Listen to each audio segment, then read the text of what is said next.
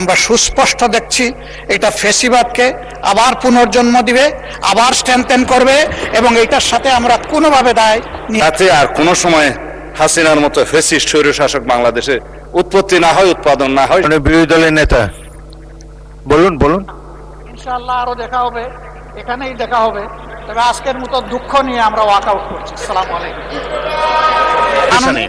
মাননীয় স্পিকার, আমি স্মরণ করিয়ে দিচ্ছি, আপনি সেদিন বলেছিলেন রাত 12টা হলেও সেশন কন্টিনিউ করবে এবং সবগুলো আলোচনা হবে। এটা যদি হয় বসবো, শুনবো, 12টা পর্যন্ত আমরা অংশগ্রহণ করব, কোনো অসুবিধা নাই। কিন্তু এখানে বলা হয়েছে 16টা বিল এখন উত্থাপন করা হবে না, এটা তো বিশেষ বিলেরই তো সিদ্ধান্ত। ওই আস্থার জায়গা ওনারা নষ্ট করে ফেলেছেন। কিন্তু আধা ঘন্টা আগে একটা সংশোধনী আনা হলো, যেটা আমাদেরকে জানানো হলো না, এটা তো এক ধরনের ছলচাতুরি মাননীয় স্পিকার। ভবিষ্যতে আনবেন, ভবিষ্যতে আজকে রাত্রে 12টার পর তো আর 1 মিনিট কাউন্ট হবে না।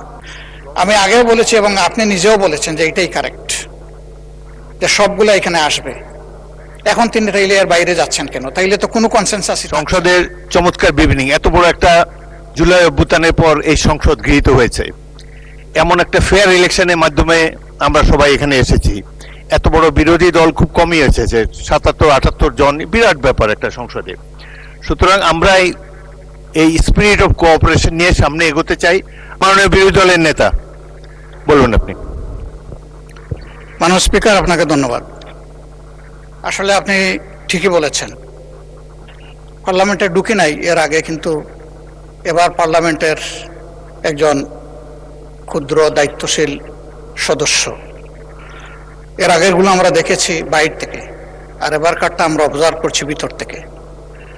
আমরা বিরোধী দলের পক্ষ থেকে সর্বোচ্চ সহযোগিতা করেছি।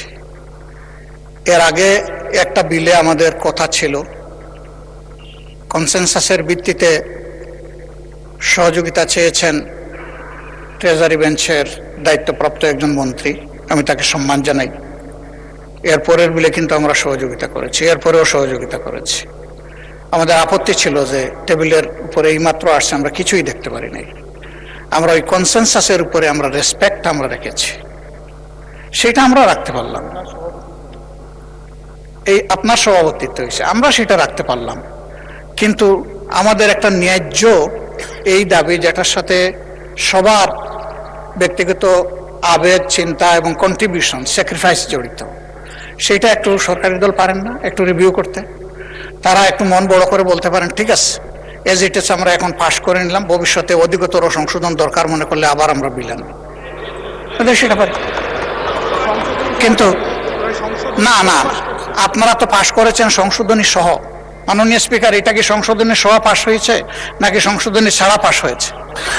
সংশোধনী সহ পাশ হয়েছে। এই জন্যই আমি বলছি যে আপনারা ওই অংশটা বাদ দিয়ে কনসেনসাসের রেসপেক্টের জায়গা, আস্থার জায়গাটা, যেখানে আমরা সবাই চলে আসলাম, সেই জায়গাটা রেখে যদি এটা করেন, তাহলে আমাদের ফিনিশিংটা খুবই চমৎকার হবে। আমরাও চাই না যে ফিনিশিং খারাপ হোক।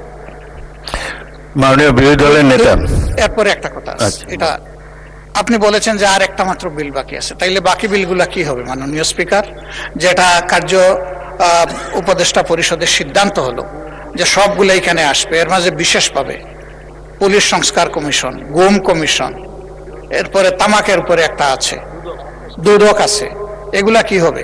এগুলা তো ভাইটাল কনসার্ন আমাদের। যদি এগুলা কোনো আলোচনা এখানে না হয়, তাহলে আমরা কি শুধু ওই বিলগুলা কনসেনসাসের এগুলোই পাশ করার জন্য এখানে বসে থাকবো? কারণ ওইগুলোর সাথে গোটা ফ্যাসিজম জড়িত ছিল। সেই ফ্যাসিজমের রুটগুলা যদি রেখে আমরা এখান থেকে বিদায় নেই, তাহলে আমরা আমাদের দায়িত্ব, বিবেক এবং জনগণের কাছে আমরা দায়বদ্ধ হয়ে যাব। আমরা সে দায় কেন নেব? এই জন্য আপনার মাধ্যমে আমরা স্পষ্ট জানতে চাচ্ছি এই সবগুলা বিল আসবে কিনা, এটা আগে আমাদের জানা দরকার। আর আমি যেটা অনুরোধ করেছি, যদি তারা বড় মনের পরিচয় দিয়ে কনসেনসাসের জায়গাটাকে রেসপেক্ট করেন, আমরাও রেসপেক্ট করার চেষ্টা করব। ধন্যবাদ মাননীয় স্পিকার। মাননীয় বিরোধী দলের নেতা, মাননীয় আইনমন্ত্রী কিন্তু বলেছেন যে যে বিলটা পাশ করা হলো এটা তারা রিভিউ করবেন, প্রয়োজন হলে আগামী সংসদে নতুন করে বিল নিয়ে আসবেন, সেটা তিনি বলেছেন। সুতরাং আপনার প্রথম প্রশ্নের সমাধান উনি উত্তর দিয়েছেন। দ্বিতীয় যেটা, সেটা মাননীয় আইনমন্ত্রী বলতে পারেন। আমাদের সংসদের সামনে বিশেষ কমিটি রিপোর্ট আছে, সেই রিপোর্টের 46 নম্বর পেজে যদি আমরা যাই, সেখানে বলা আছে সংসদে এখনই বিল আকারে উত্থাপন না করে পরবর্তীতে যাচাই বাছাই করে অধিকতর শক্তিশালী করে নতুন বিল উত্থাপনের সুপারিশ করেছে এমন 16টি অধ্যাদেশের তালিকা। মাননীয় স্পিকার, স্পষ্ট আমরা বিশেষ কমিটির রিপোর্টের বাইরে এখনো যাইনি। বিশেষ কমিটির report is self explanatory, itself demonstrates that যে আমরা এই অধ্যাদেশগুলো, এই আইনগুলো আমরা অধিকতর যাচাই বাছাই করে পরবর্তীতে বিল আকারে আনবো। যে কারণে আর্টিকেল 93 অনুসারে এই রিপোর্টটার এই অংশটা লেখা হয়েছে আর্টিকেল 93 অনুসারে, যেখানে বলা হচ্ছে কোনটা যদি অধ্যাদেশ আকারে না আসে তাহলে এটা ল্যাপস করবে। পরবর্তীতে আমরা বলেছি, আমরা গুম কমিশন নিয়ে আলোচনা করেছি, মানবাধিকার কমিশন নিয়ে আলোচনা করেছি, আমরা সবগুলো নিয়ে আলোচনা করব এবং ওনাদের সহায় আলোচনা করব। মাননীয় স্পিকার, আমরা কোনোটাই এই 16টার এই সংসদে দাঁড়িয়ে আমি বলছি যে কোনোটাই আলোচনার বাইরে থাকবে না। মাননীয় স্পিকার, সবগুলোই আবার আসবে আলোচনার ভিত্তিতেই এটা সমাধান হয়। মাননীয় স্পিকার,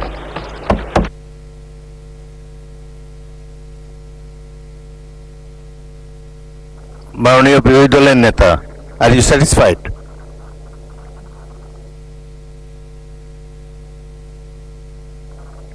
বিরোধী দল নেতাকে মাইক দেন। মাননীয় স্পিকার, আপনাকে ধন্যবাদ। একই কথা তো আমাদের আইনমন্ত্রী আরেকবার বলেছে। আমাদের হাতে এই রিপোর্টটা আসার পরেই কিন্তু দ্বিতীয় দফা কার্য উপদেষ্টা পরিষদের মিটিংটা হয়েছে এবং সেখানে থ্রেড বেয়ার এই বিষয়ে আলোচনা হয়েছে।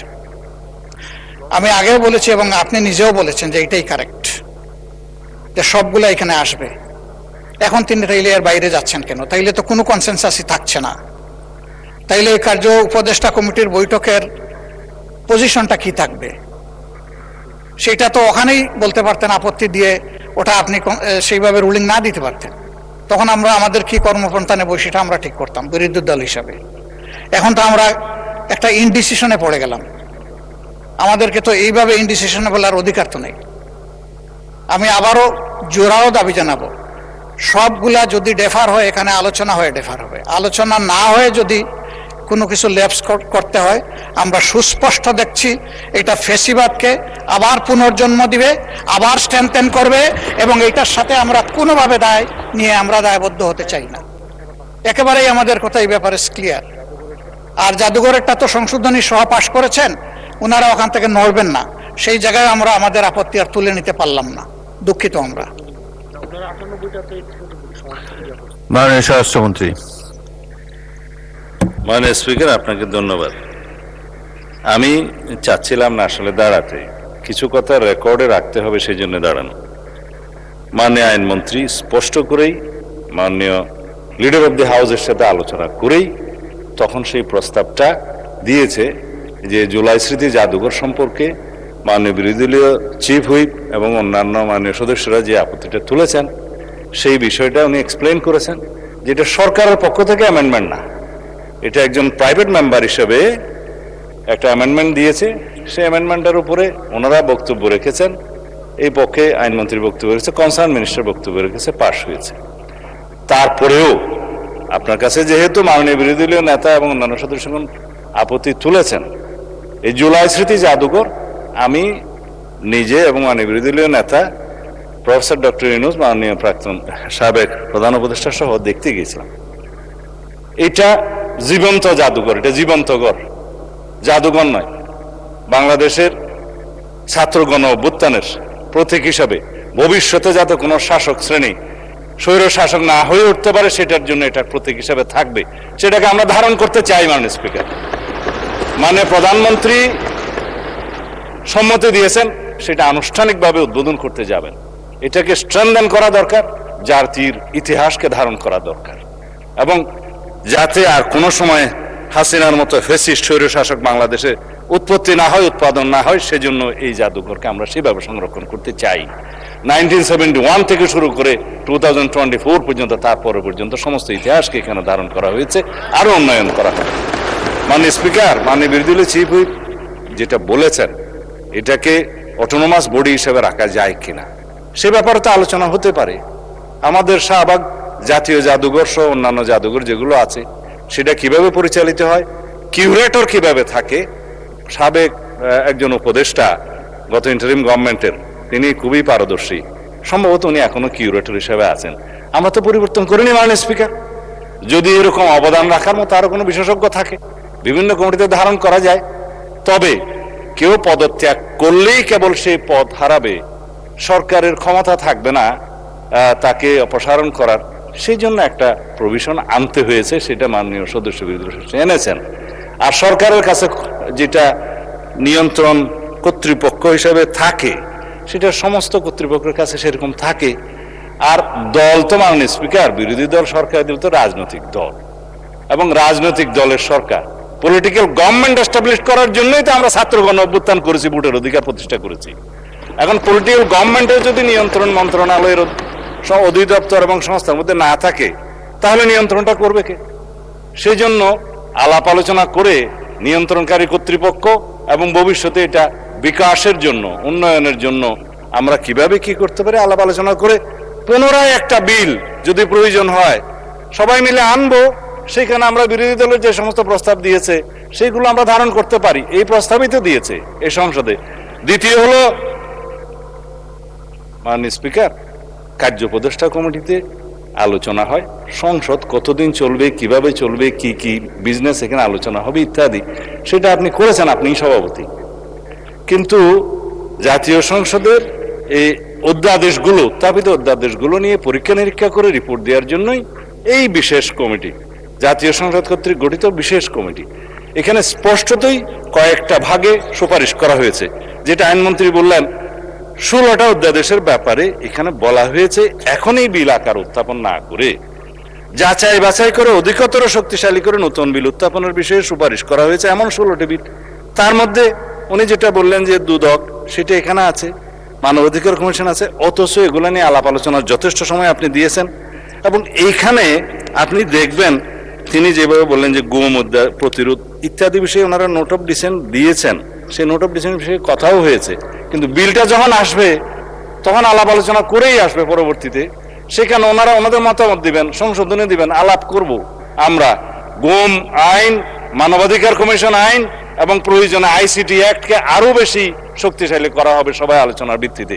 এই কথাগুলো আমরা এখানে প্রতিশ্রুতি দিচ্ছি, আলাপ আলোচনা করছি। সময় আছে মাননীয় স্পিকার, এখন বাজে 7:30, রাত 12টার সময় 30 দিনের সময়সীমা পার হবে, এই অর্ডিন্যান্স গুলোর ভাগ্য নির্ধারণ হবে তার মধ্য দিয়ে। এখন যদি এই যে বিশেষ কমিটির রিপোর্ট ওনাদের সামনেও আছে, এখন যদি এই বিষয়ে ওনারা ডিফার করতে চান, এটাকে মাননীয় স্পিকার সংসদীয় আচরণ হবে। ধন্যবাদ মাননীয় স্পিকার। মাননীয় সদস্যবৃন্দ, আমার তো কোনো ডিফারেন্স অফ ওপিনিয়ন দেখছি না। আপনারা যেসব আপত্তি তুলেছেন ট্রেজারি বেঞ্চ থেকে সেগুলো আলাপ আলোচনা করে নিষ্পত্তি করার জন্য প্রস্তুত। আলাপ আলোচনার দরজা খোলা আছে। এই সংসদের মাত্র 1 মাস গিয়েছে, এখনো তো 5 বছর সময় প্রায় বাকি আছে। আপনারা আলাপ আলোচনা করে এগুলা নির্ধারিত করতে পারেন, অনেক সময় পাবেন। সুতরাং একটু ধৈর্য ধরেন। আমার মনে হয় যে I can see the spirit of cooperation. আলাপ আলোচনার মাধ্যমে আপনাদের সাথে আলাপ করে সিদ্ধান্ত নেওয়া হবে। তারপরেও যদি আপনারা আপনাদের মনোভাব যদি অপরিবর্তিত থাকে, আবার হাউস ফ্লোরে আপনারা আপনাদের বক্তব্য দিতে পারেন। আপাতত এই সমঝোতামূলক পরিবেশটা বজায় থাকুক, এটাই আমরা চাই।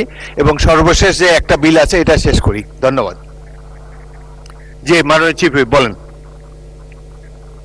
মাননীয় স্পিকার, এখানে যে জাদুঘর নিয়ে আমার যে অপিনিয়নটা, তারা যে কোনো সংশোধনী আনতে পারে, পাশও করাতে পারে, কিন্তু সেটা তো এখন যদি তারা বলে যে প্রাইভেট মেম্বার হিসেবে তারা সংশোধনী এনেছেন, এটা সরকারের এখতিয়ার না, তাহলে কিন্তু সরকারি মেম্বার হিসেবে তো মন্ত্রী সেটা গ্রহণ করেছেন।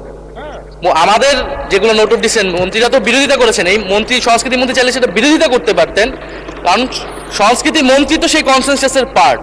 সংস্কৃতি মন্ত্রী তো সেই সংশোধনটা নিতে পারেন না। আপনি বলেছেন এটা একদিন আগে, বিরোধী নেতা বলেছিলেন যে একদিন আগে ডকুমেন্টস আসতে হবে, আপনি বলেছেন, আমরা কিন্তু সবকিছু মেনে নিয়েছি।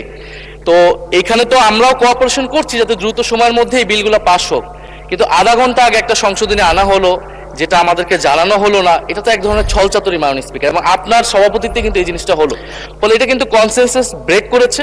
তারা যে কোনো সংশোধনী আনতে পারে যে কোনো সময়, তাদের একটি আছে, ধন্যবাদ এবং তারা মাননীয় সেটা চিফ। পাশ করাতে পারে। আপনি এই কথা তো 2 মিনিট আগেও বলেছেন, তার জবাবে আইনমন্ত্রী কিন্তু বলেছেন যে এটা নিয়ে আলাপ আলোচনা করতে পারে, আবার একটা স্বরাষ্ট্রমন্ত্রী বলেছেন যে একটা বিল আবার আনতে হতে পারে, সেখানে বসে আপনারা আলোচনা করেন।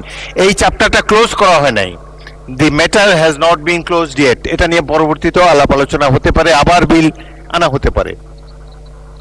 না কোনো ছাত্রকে দেখতেছে না, আবারও মাননীয় বিরোধী দলের নেতা, এটা তো ছোট্ট একটা বিষয়, এটি নিয়ে তিক্ততার আমি কোনো সুযোগ দেখি না। বলুন, তবুও বলুন আপনি। মাননীয় স্পিকার, ওনারা বলেছেন যে অধিকতর যাচাই বাছাই করে আগামীতে আরো সুন্দর বিল আনবেন, কিন্তু ওনারাই এবার বলছেন যে আজকে রাত্রে 12টায় টাইম শেষ। তার মানে টাইম শেষ হওয়ার সাথে সাথে সব ল্যাপসেস অটোমেটিক্যালি শেষ, এগুলার আর কোনো কার্যকারিতা থাকছে না, এগুলা অটোমেটিক্যালি ল্যাপস হয়ে যাচ্ছে। কোনগুলা? যেগুলা বিশেষ জাতীয় গুরুত্বপূর্ণ, সেই সবগুলাই রয়ে গেল ওই কাতারে। তো এইগুলা যদি এই কাতারেই রয়ে যায়, তাইলে মাননীয় স্পিকার, আপনাকে আমরা কিভাবে সহযোগিতা করব বলেন? আমাদের তো একটা কমিটমেন্ট, যেমন তাদের কমিটমেন্ট জনগণের কাছে আছে, আমাদেরও আছে। আমরা এই কমিটমেন্টের জায়গাটা থেকে কি শোনা যাচ্ছে না নাকি? Thank you so much. এই জায়গাটা থেকেই আমরা চেয়েছিলাম যে কোঅপারেশনের মাধ্যমে, যেভাবে একটা বিশেষ কমিটি করে দেওয়া হয়েছিল, আপনিই করে দিয়েছেন আপনার সভাপতিত্বে, তারা যতটুকু পারেন ঐক্যমত হয়ে এসেছেন, যে সমস্ত জায়গায় ডিসেন্ডিং উনাদেরও আছে আমাদেরও আছে, সেগুলো এখানে আলোচনা হতো, আলোচনা হয়ে তার ভাগ্য যেটাই নির্ধারিত হতো আমরা তো মেনে নিতাম মাননীয় স্পিকার। কিন্তু আলোচনাই হবে না, এখন তো এটাকে অলরেডি এজেন্ডা আউট করে দেওয়া হয়েছে। তাইলে আমরা কি করতে পারি বলেন? বলা হচ্ছে যে ভবিষ্যতে আনবেন, ভবিষ্যতে আজকে রাত্রে 12টার পর তো আর 1 মিনিট কাউন্ট হবে না, এটাই তো রেড লাইন। আপনার শেষ হয়েছে? জি, আমার শেষ হয়েছে, ধন্যবাদ। আমার তো মনে হয় যে মাননীয় স্বরাষ্ট্রমন্ত্রী সংসদ নেতার পক্ষ থেকে যে কথা বলেছেন এবং এই যে রেফারেন্স দিয়েছেন এই বিশেষ কমিটির, কোনো কিছুই তো ক্লোজ করা হয়নি। পরবর্তীকালে প্রয়োজন হলে এই ব্যাপারে বিল আনতে পারেন। আলাপ আলোচনার উপরে তারা গুরুত্ব দিয়েছে, আপনাদের সাথে আলাপ আলোচনা করেই তারা বিল মেনেছে। সুতরাং এই ব্যাপারে আপনার চিন্তিত হওয়ার কিছু নেই। আজকে যদি ল্যাপস হয়ে যায়, আবার এটাকে নতুন করে বিল আকারে আনা সম্ভব, যদি আপনাদের মধ্যে আন্ডারস্ট্যান্ডিং থাকে।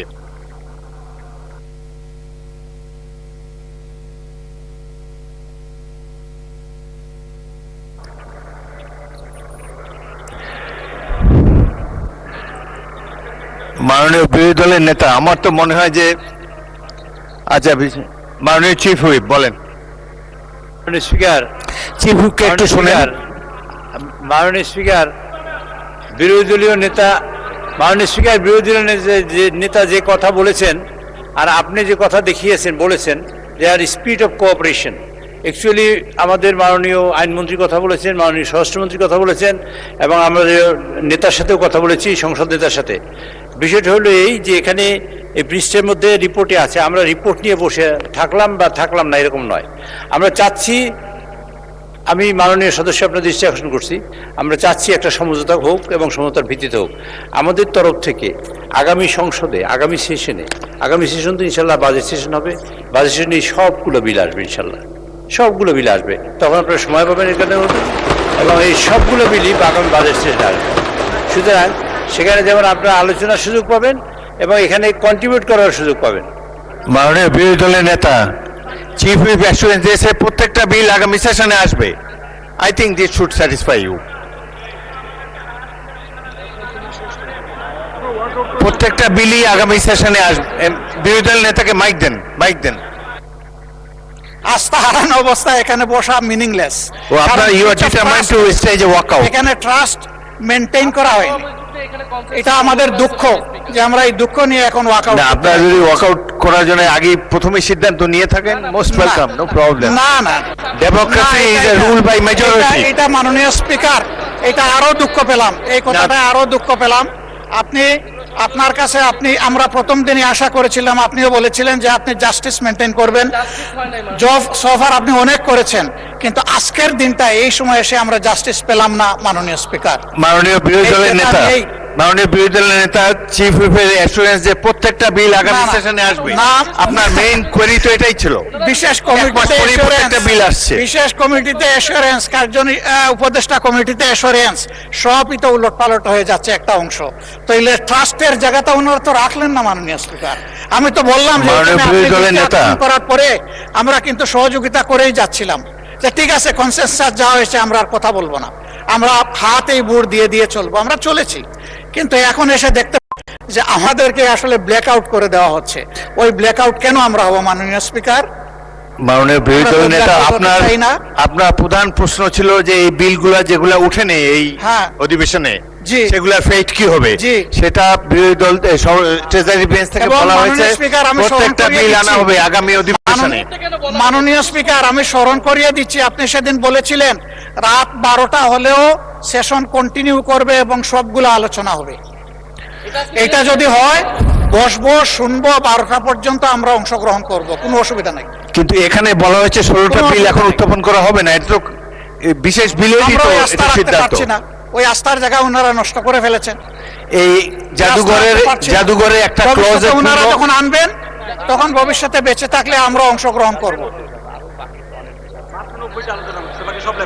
মাননীয় বিরোধী দলের নেতা, 133-এর মধ্যে 16 তো লেপস হচ্ছে না, 90 আলোচনা হয়েছে, আর বলেছেন যে একটা বাকি আছে, তাইলে আরো তো অনেকগুলা লেপস হয়ে যাচ্ছে। তো এই সবই তো আইনমন্ত্রীকে একটু শুনি আমরা। Everything আইনমন্ত্রী বলুন। মাননীয় স্পিকার, আপনাকে ধন্যবাদ। আপনার মাধ্যমে বিরোধী দলকেও ধন্যবাদ। উনি যে অঙ্কটা কষেছেন 133টার মধ্যে 90 আর একটা 91 হয়, আর তার সাথে 16, তাহলে 100 কয়টা হয়? 107টা হয়। মাননীয় স্পিকার, আমি আপনার মাধ্যমে মাননীয় বিরোধী দল নেতাকে বলছি, একটা বিলের মধ্যে এমনও আছে 3-4টা অর্ডিন্যান্স ইনক্লুডেড আছে। ফলে 133টার যদি হিসাব করা হয়, এই 91টার মধ্যে ওই 16টা বাদ দিয়ে সবগুলো ইনক্লুডেড। মাননীয় স্পিকার, ওই 16টার ব্যাপারে বলছেন জাতীয় গুরুত্বপূর্ণ অনেক অধ্যাদেশ আছে। আমিও মনে করি জাতীয় অনেক গুরুত্বপূর্ণ অধ্যাদেশ আছে। ওনাদের সাথে আমাদের কথার পার্থক্যের জায়গাটা হলো, ওনারা বলছেন এইগুলো নিয়ে আলাপ আলোচনার দরকার, আমরাও বলছি দরকার। ইতিমধ্যেই এই পার্লামেন্টে ওইগুলোর উপর ডিবেট হয়েছে মাননীয় স্পিকার, পরশুদিনই, গতকালকে অথবা পরশুদিন, গতকালকেই মানবাধিকার কমিশনের আইনের উপর ডিবেট হয়েছে, সুপ্রিম কোর্ট সচিবালয় আইনের উপর ডিবেট হয়েছে, সুপ্রিম কোর্টে বিচারক নিয়োগ আইনের উপর ডিবেট হয়েছে। গুম কমিশনের বিষয়ে কি কারণে গুম কমিশন আমরা আরো বেশি বাছাই করব সেটা আমরা বলেছি। সুতরাং ওনারা ডিবেট করার পরে ভুলে গেছেন যে ওনারা ডিবেট করেছেন। আমরা বিনয়ের সাথে বলছি, আমরা আবারও বলছি, আমাদের বিলের মধ্যেই মানবাধিকার কমিশনের আইনের রহিতকরণ এবং হেফাজত বিলের মধ্যেই সেখানে প্রিএমবেলে আমরা সুস্পষ্টভাবে বলেছি আরো বেশি যাচাই বাছাই করা প্রয়োজন, স্টেক হোল্ডারদের সাথে আলোচনা করা প্রয়োজন। আমরা সুপ্রিম কোর্ট বিচারালয় সচিবালয়ের যে বিলটা নিয়ে এসেছি সেই বিলে প্রিএমবেলের মধ্যে একই কথা বলেছি। সুপ্রিম কোর্ট বিচারক নিয়োগ আইনের যে বিলটা এনেছি সেখানেও একই কথা বলেছি। এবং এইটার উপরে ওনাদের পক্ষ থেকে আপনি 10 মিনিট, 12 মিনিট, 15 মিনিট করে সময় দিয়েছেন, ওনারা ডিবেটে অংশগ্রহণ করেছেন। আজকে এসে হঠাৎ করে বলছেন আমরা ডিবেট করতে পারিনি ওইগুলোতে। আজকে এসে বলছেন 91টা বিল পাস হলো, তাহলে 133টার বাকিগুলো কি হলো? এই 91টা বিলের মধ্যে ওই 16টা বাদে সবগুলো অর্ডিন্যান্স ইনক্লুডেড। মাননীয় স্পিকার, আমরা এই রিপোর্টের গো বাই দ্য বুক হিসাবে গেছি। মাননীয় স্পিকার, আমি মাননীয় বিরোধী দলীয় নেতাকে বলবো, আমরা যেভাবে বিশেষ কমিটিতে আলোচনা করেছি, যে রিপোর্টটা এই সংসদ গ্রহণ করেছে, সেই রিপোর্টের বেসিসেই আমরা এগিয়ে যাচ্ছি। মাননীয় স্পিকার, আপনাকে ধন্যবাদ। ধন্যবাদ। মাননীয় বিরোধী দলের নেতা বলুন। ইনশাআল্লাহ আরো দেখা হবে, এখানেই দেখা হবে। তবে আজকের মতো দুঃখ নিয়ে আমরা ওয়াক আউট করছি। আসসালামু আলাইকুম।